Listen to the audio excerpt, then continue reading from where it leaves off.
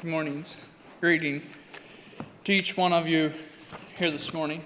I appreciate the willingness, Delinda, to take two responsibilities whenever there's multiple other qualified members around you.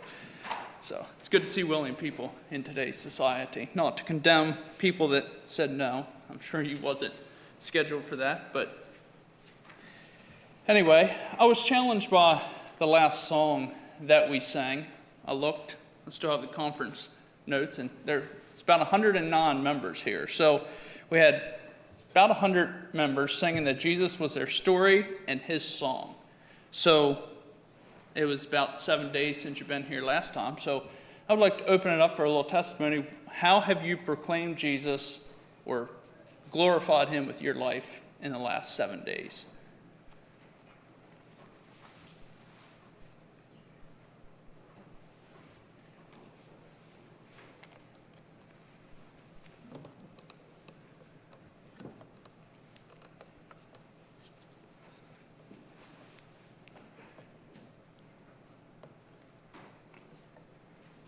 Okay, we're a brotherhood, and we're close to each other, so maybe you can share with your close friend if nothing comes to mind, or improve on that in the next week.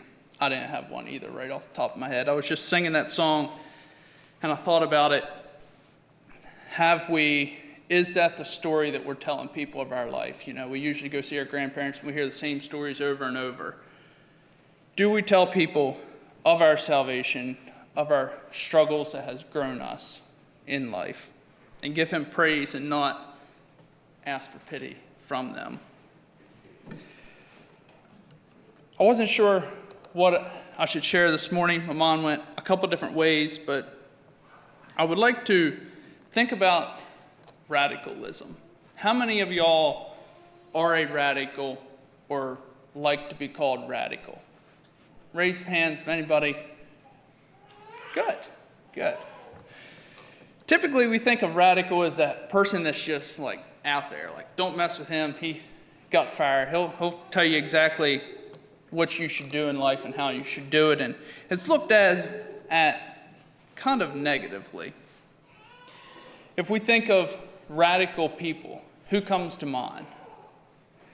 As I was studying, I thought about a few people. Trump, I would say, is a radical individual.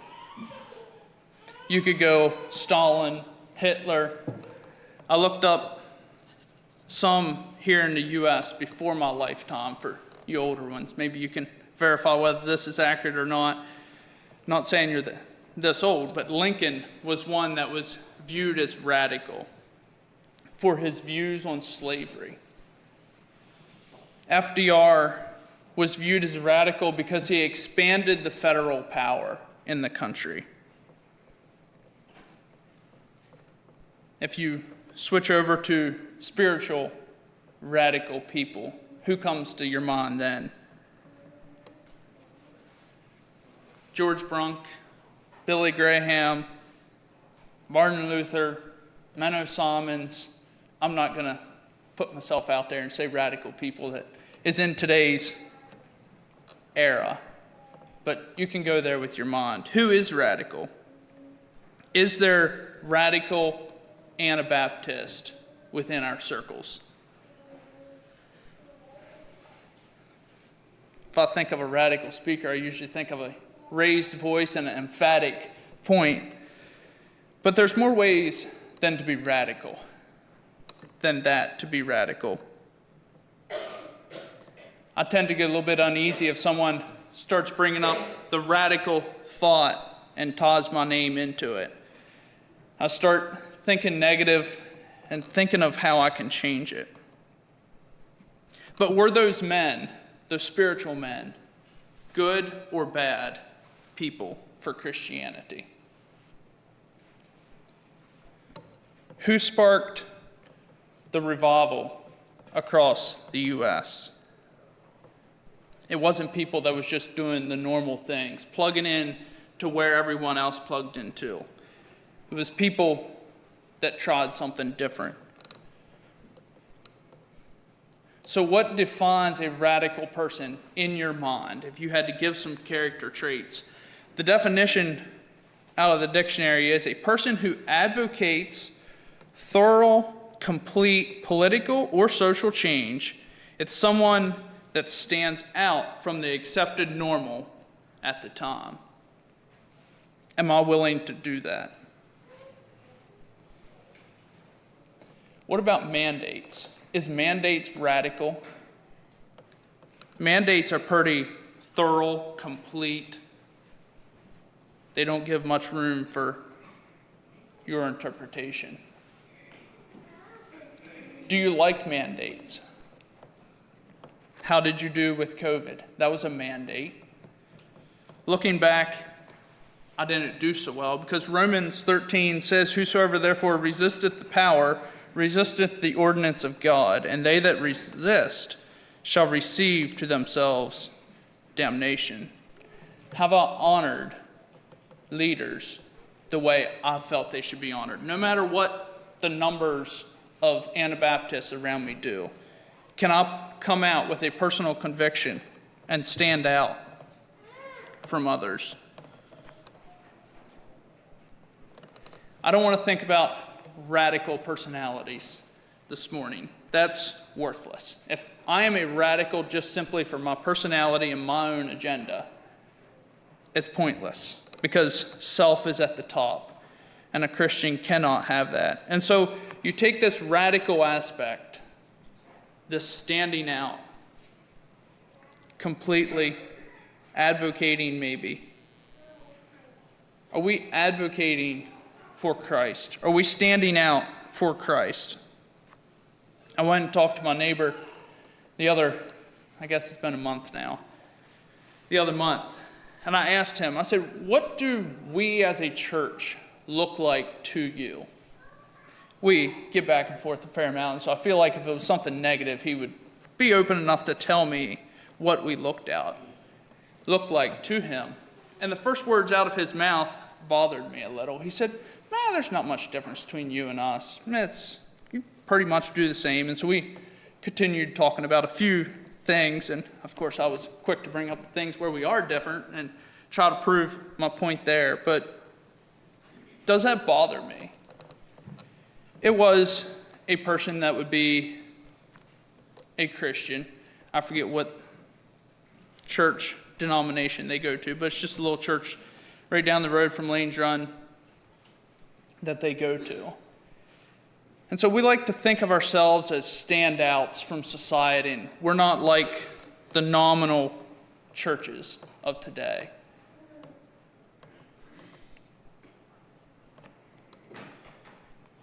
How much room do we have to navigate through life? We look at principles in the Bible and we say, yeah, maybe, possibly, or can we bring down an absoluteness about the commands of Jesus in the Bible?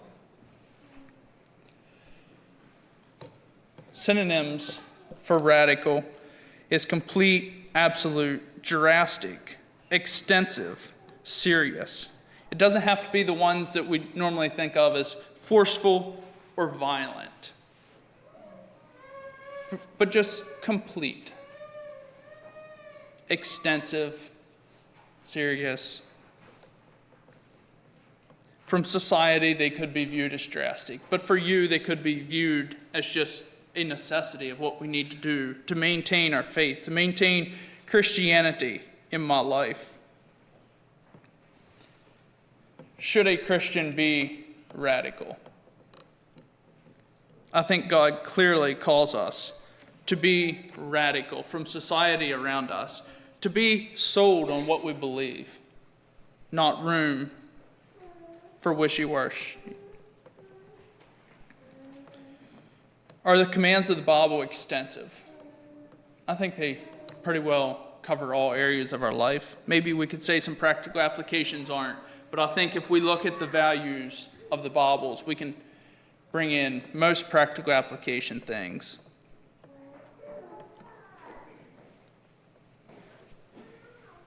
Are they serious? Do we view them as drastic, what we are commanded to be as a Christian? Can we sit here and think we don't have to be a radical? I can kind of fit in with society. This is what Christians do. here in America, we don't practice washing each other's feet whenever they come over for a visit. And so this is our practical application to that command. Where are we looking for our standards? Are we looking at the biblical standard and the value in it? Are we looking at society's values around us and saying, this is considered normal. I think this is a good application in today's society. I thought about the Sermon on the Mount a little bit, where Jesus calls out things that we need to do. Matthew 5:22 says, "But I say unto you, that whosoever is angry with his brother without a cause shall be in danger of the judgment. And whosoever shall say to his brother, Raca, which worthless, shall be in danger of the council. But whosoever shall say, Thou fool, shall be in danger of hellfire." How many people have we called fools? And that brother is what it means. Close associate, maybe even blood brother. But someone close to us. A brother in the church, a brother in the family. Have we called them a fool? Maybe not to their face, but in our mind, have we said, he's a fool? Later on, verse 29 says, "And if thy right eye offend thee, pluck it out, and cast it from thee. For it is profitable for thee that one of thy members should perish, and not thy whole body should be cast into hell." How many of us are willing to get rid of our smartphone and go back to a flip phone? Society would view us, this society, inside these walls, would probably view us a little out there. What's better? To have a flip phone without the struggle, or to have a smartphone and fall to temptation repeatedly?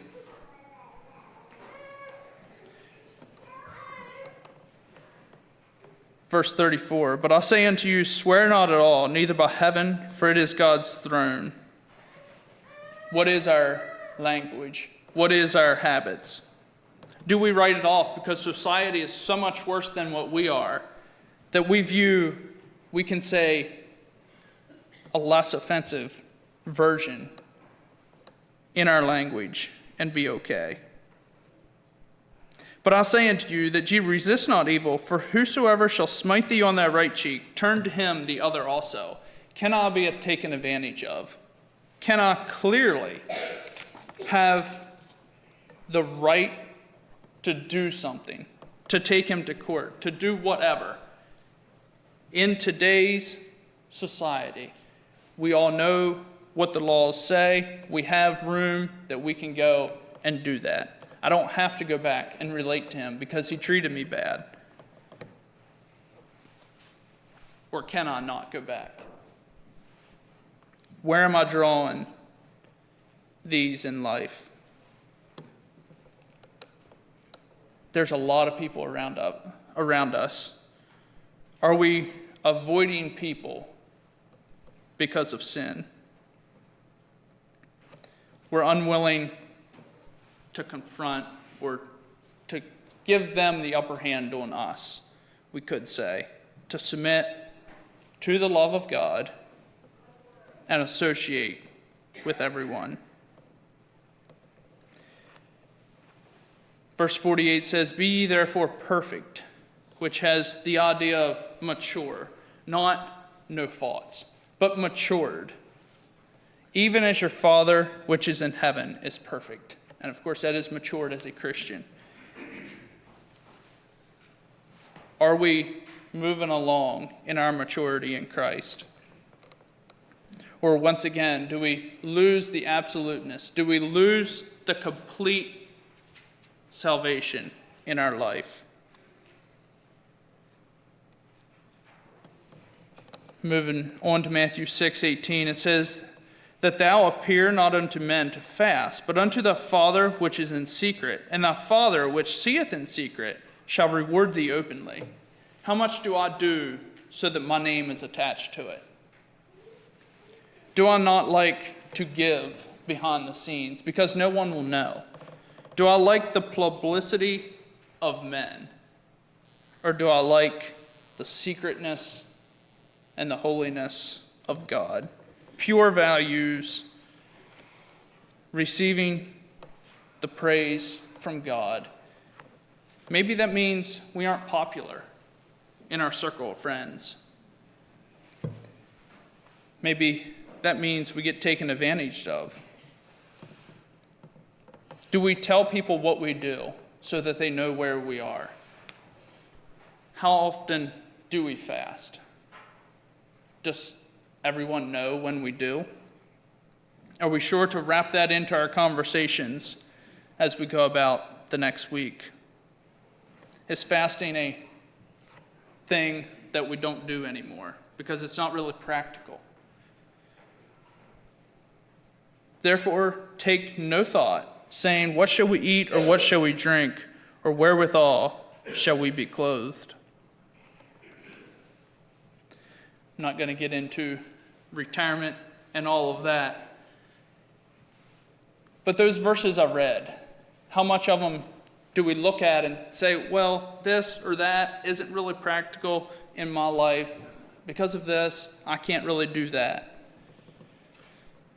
Are you saying because of this, you can't follow Christ's commands?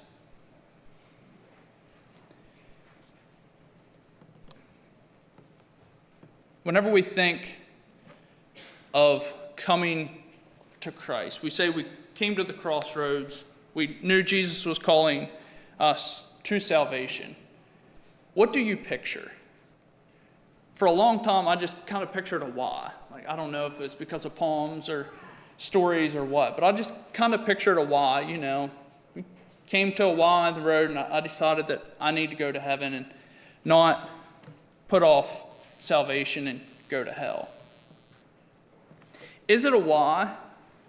Are we paralleling the world, just kind of getting a little different, and then, yet once we die, we'll be really far apart then? Or is it a T? You come and you have to turn away from the world. You have different standards, different commands, different values. Are we headed the same general direction? Or are we turning two different ways? In our work life, do we operate off different standards? Or do we follow the business model of the world? Do we follow the homestead model of the world? Do we look on all the social medias and say, yep, that's what's cool in today's world? Granted, it looks very nice, some of the styles that are out there. Are we walking a different way than the world? Or are we trying to compare standards a little bit, saying there's nothing wrong with this standard that they have, so, you know, it gets me popularity amongst my neighbors, it gets me this. I'm not really willing to cut and dry and walk away from the world. How many of your conversations talk about Jesus? Freedom of speech, everyone loves it, right? We don't take that amendment away from us. Do you have freedom of speech or don't you? Do you keep your religion? Do you keep your salvation? Do you keep your testimony? I hope one comes to your mind. Do you keep it to yourself?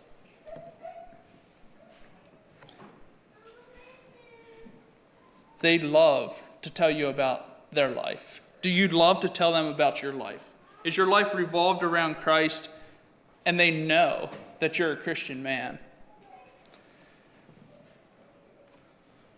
What does your priorities look like in conversation?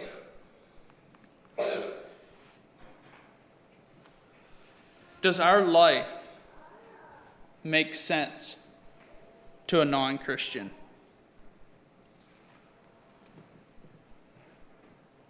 Do they say, I don't know what that person goes off of, but they are just out there? Like, why would you do that? Someone, whatever, takes advantage of you, and they just say, oh, well, you win some, you lose some, and go on. Is that our response? Do we flabbergast the world because of the commands that we have established in our life? Everyone likes a nice person, saved or unsaved. But do we go above and beyond? Are we the next step? I would like to just go through the Bible. Some people that were radical. Bible characters. Men, women. And I ask one thing. As we look at these people, that you don't analyze and say, well, their culture here in this day was, yes, that may play into it, but just look at it for what it is. Don't try to discredit their courage, maybe their conscience.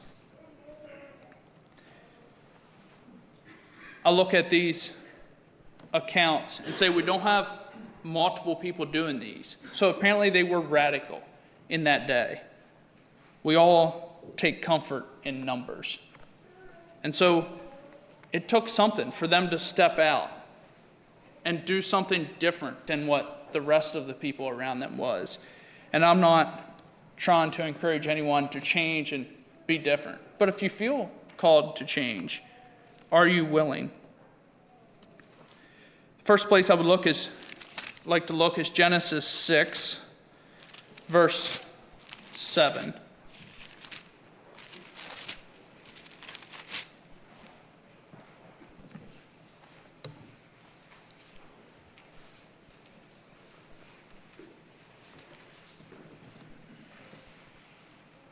Genesis 6, verse 7, and then I'm going to jump down to verse 17 as well. And the Lord said, I will destroy man whom I have created from the face of the earth, both man and beast and the creeping things and the fowls of the air, for it repenteth me that I have made them.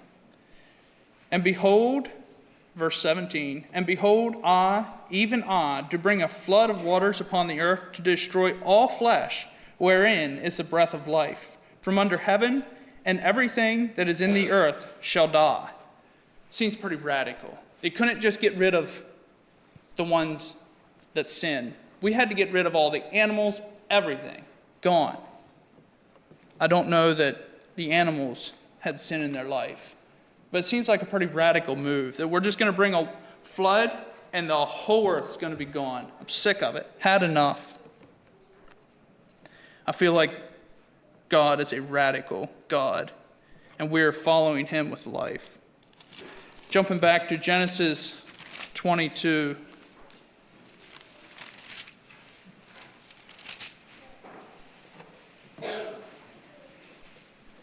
Genesis 22, verse 2. And he said, Take now thy son, thine only son Isaac, whom thou lovest, and get thee into the land of Moriah, and offer him there for a burnt offering upon one of the mountains which I tell thee of. Will I do something that radical if God lays it on my heart? Abraham was faithful. 1 Samuel 1:11.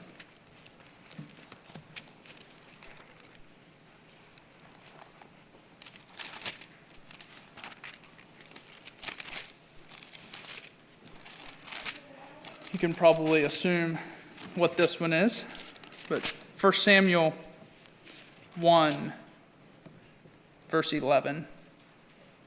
And she vowed a vow and said, O Lord of hosts, if thou wilt indeed look on the affliction of thine handmaid, and remember me, and not forget thine handmaid, but will give unto thine handmaid a man-child, then I will give him unto the Lord all the days of his life, and there shall no razor come upon his head.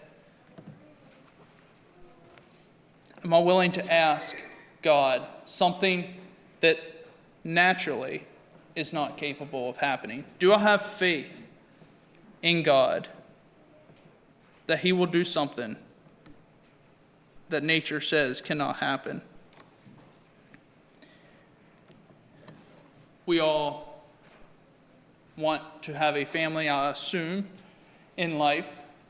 Am I willing to commit my family to God for life? Not for personal pleasure. We all love our children. We all get pleasure out of seeing them grow and mature. But it's my first and foremost goal for that child is to love God. And we will promise God that I will raise this child faithful for your kingdom? Or do we want our children to invest in what we leave behind and build earthly things more than spiritual values? 2 Kings 2, verse 24.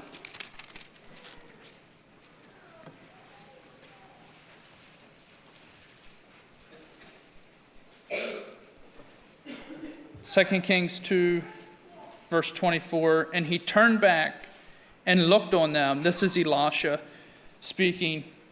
And cursed them in the name of the Lord. And there came forth 2 she-bears out of the wood, and tare 42 children of them. I believe those bears were destined by God. And so he allowed that to happen. Seems a little radical. We would say, they're just children. They don't know what they're saying. It's okay.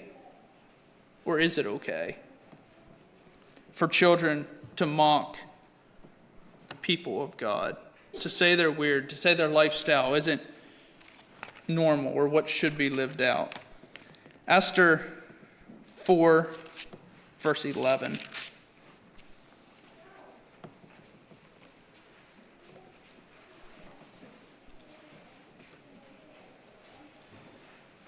Again, Esther spake unto Hathach, and gave him commandment unto Mordecai. And then Esther 4, verse 11 says, all the king's servants and all the people of the king's provinces do know that whosoever, whether man or woman, shall come into the king, into the inner court, who is not called, there is one law of his to put him to death, except such to whom the king shall hold out the golden scepter, that he may live. But I have not been called to come in unto the king these 30 days. Will you go out of your comfort zone for the good of God's people? We could look at Esther. She also asked for the whole nation to fast for her as she prepared to do this. I don't think in my lifetime there has ever been a plea for fasting. There has been a plea for prayer. People say, hey, pray, got this going on in my life. But will I ask and make it public, can people fast for me? Daniel 3, verse 13 and 16.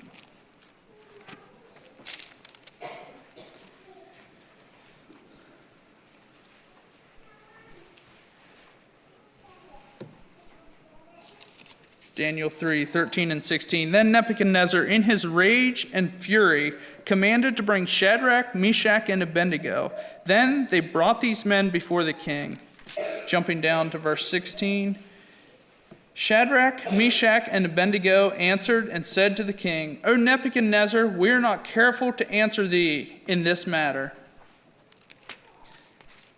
Picture yourself there, whatever age you are. You have a vehement man, very upset. You have just offended him to his core. What is your response whenever he asked you why you don't do this thing against your conscience? Do I have the courage to stand up and say, this is where God has called me, this is my standards, and these are my values, and so therefore, I'm not going to do it? Do I stand up to people whenever they aren't in a rage? Someone that maybe is a fellow Christian, will I say, these are my values, this is why I did this? Not, well, yeah, you might have a point, maybe, and not know where we stand and the values we have. Jumping over to the New Testament, in Mark 14, verse 31.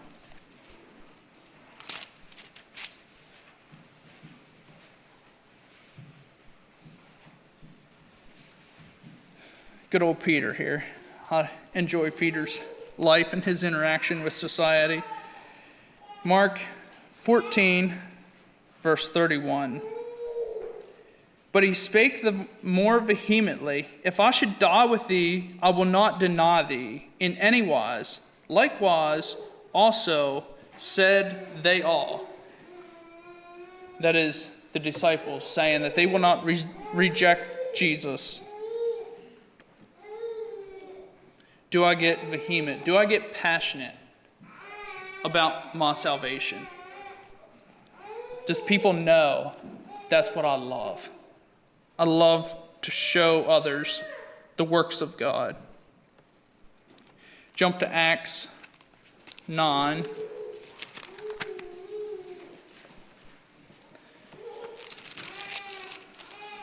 Verse 1. This is the personality of someone that I tend to think should be pretty easy for him to be radical. But as we've seen in all walks of life, everyone can be radical. No matter what your personality, how laid back you are, you have the calling to be a radical follower of Christ. Acts 9, verse 1, and then jump down to 22. And Saul, yet breathing out threatenings and slaughter against the disciples of the Lord, went unto the high priest. And jumping down to verse 22, but Saul increased the more in strength and confounded the Jews which dwelt at Damascus, proving that this is very Christ.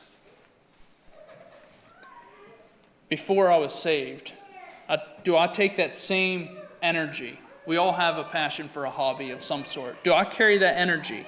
Can I get wound up with that same amount of drive for Christ? I'm challenged by Saul. It seems like he put everything he had into wherever he felt called, whether it was putting out Christians or strengthening them and trying to bring them in. He was there with all he had. Acts 4, verses 32 and 37. Usually we just look at Ananias and Sapphira. But I want to think about the people before them a little bit. Acts 4, verse 32 says, And the multitude of them that believed were of one heart and of one soul. Neither said any of them that aught of the things which he possessed was his own, but they had all things common. And with great power gave the apostles witness of the resurrection of the Lord Jesus, and great grace was upon them all. Neither was there any among them that lacked. For as many as were possessors of land or houses sold them, and brought the prices of the things that were sold, and laid them down at the apostles' feet, and distribute was made unto every man according as he had. And Hoseas, who by the apostles was surnamed Barnabas, which is being interpreted the son of consolation, a Levite, and of the country of Cyprus, having land, sold it and brought the money and laid it at the apostles' feet. How radical are you? Will you go to that extent? We normally look at Ananias and Sapphira and say, yeah, you shouldn't lie. That's wrong, trying to get praise of men. But apparently Ananias and Sapphira seen this group of people here and was challenged and said, you know, that is really something good that they're doing. And so it challenged them to go sell what they had and act like they were doing the high calling that the other people did in their life and made practical. And so what is my actions? Are they the true actions? Or are they just to look good, to maybe get praise or honor from somebody? Whenever Christ asked us to, here in this passage, it was sell literal possessions, sell assets, and give it all. Will I do that?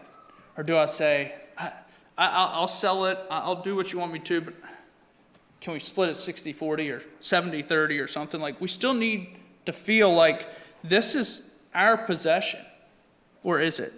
The things in my life, the assets that I have, are they mine or are they God's? You could very well be a paralyzed person laying in bed this morning. What benefits did God give you for your life? Will I give my entirety, no matter what the people around me think? Will I be sold out for Christ in practical application?